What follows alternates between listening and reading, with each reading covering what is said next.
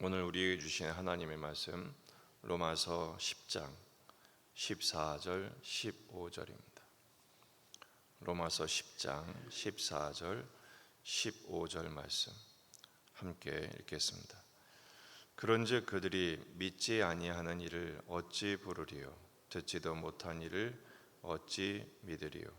전파하는 자가 없이 어찌 들으리요? 보내심을 받지 아니하였으면 어찌 전파하리요? 기록된 바 아름답도다 좋은 소식을 전하는 자들의 발이여 함과 같으니라. 아멘. 본문에 계시된 주님은 어떤 분이십니까? 복음의 좋은 소식을 전하는 아름다운 발걸음이 되기를 원하십니다. 하나님의 복음은 차별이 없습니다. 믿는 모든 자를 구원하십니다. 그 구원의 복음을 위해서 복음을 전하는 자로 우리를 보내기를 원하시는 것입니다. 사도는 복음의 진수를 선포했습니다. 마음으로 믿어 의에 이르고 입으로 시인하여 구원에 이른다고 선포를 했습니다. 그런데 14절 15절을 통해서 믿지 않는 사람이 부르시지도 않았는데 어떻게 믿겠느냐, 또 듣지도 못한 이를 어찌 믿겠느냐, 또 전파가 없이 어찌 듣겠느냐, 보내심이 없이 어찌 전파하겠느냐. 이 복음의 진수가 프로세스가 없으면 일어날 수 없는 일이다라는 것입니다. 그런즉 이렇게 시작하죠. 그런즉 첫째는 부르셨기 때문에 믿었다라는 것입니다. 믿지 아니하는 이를 어찌 부르겠느냐. 주님의 이름을 부를 때 구원을 받습니다.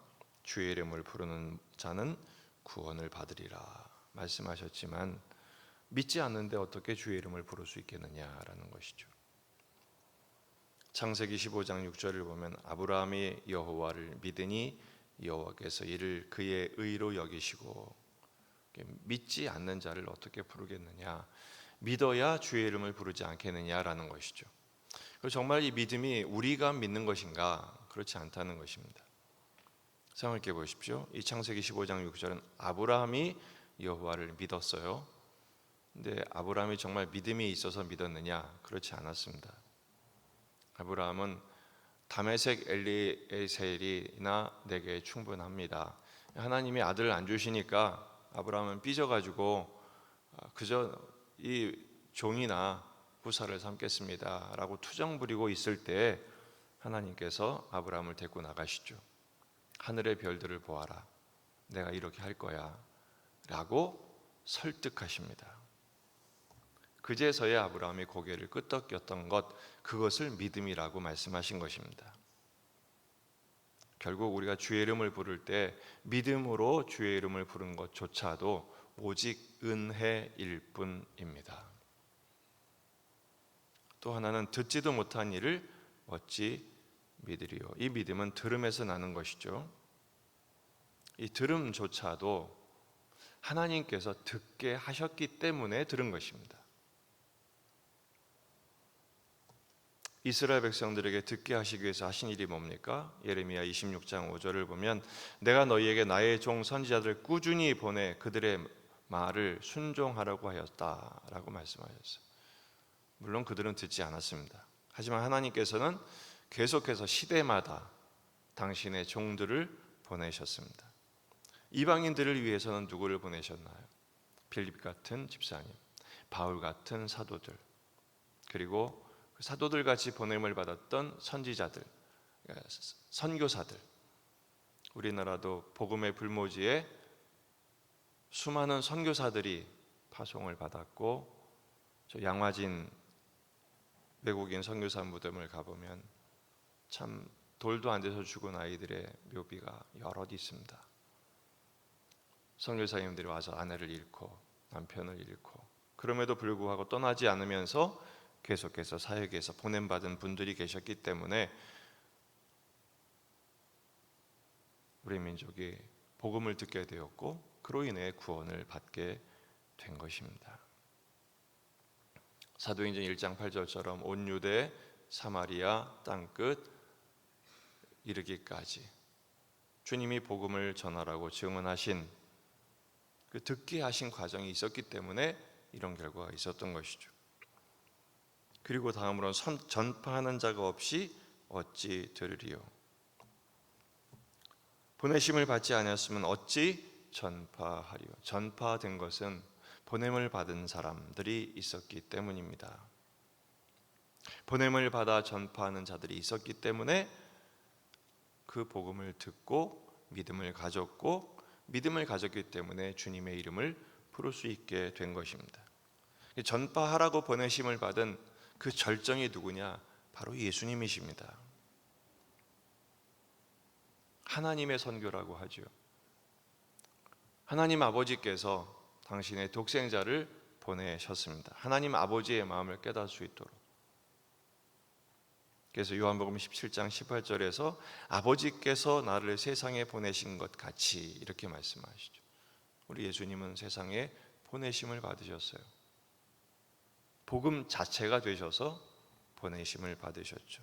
그리고 말씀하십니다. 나도 그들을 세상에 보내었고 우리도 세상에 보내기를 원하십니다. 보내심을 받은 자들의 발걸음이 아름다운 소식을 전하는 발이 되기를 주님은 오늘 우리에게 촉구하십니다. 아름다운 발걸음, 흔적을 남기는 인생이 되기를 주의 이름으로 축원합니다. 바로 복음을 전한 자의 삶이죠. 이사야 52장 7절 말씀의 인용인 것입니다. 좋은 소식을 전하며 평화를 공포하며 복된 좋은 소식을 가져오며 구원을 공표하며 시온을 향하여 이르기를 내 하나님이 통치하신다 하는 자의 산을 넘는 발이 어찌 그리 아름다운가. 주님이 보시기에 가장 아름다운 인생, 복된 인생이 누구냐? 많은 사람을 옳은 대로 돌아오게 하는 사람입니다. 복음을 전하는 자죠. 베드로전서 2장 21절에서도 이를 위하여 너희가 부르심을 받았으니 그리스도도 너희를 위하여 고난을 받으사 너희에게 본을 끼쳐 그 자취를 따라오게 하려 하셨느니라. 우리가 모두 선교사처럼 해외에 나가서 복음을 전하는 자일 수는 없습니다. 그러나 하나님 우리를 보내신 곳, 태어나게 하시고 살게 하신 이곳에서 예수님의 복음의 증인으로 사는 것은 누구든지 할 수 있는 일이죠. 왜냐하면 그러기 위해서 우리가 이 땅에 태어났으니까요. 당신은 사랑받기 위해 태어난 사람, 참 이 노래 좋아합니다. 그러나 그 노래에는 함정이 있습니다. 빠진 게 있어요.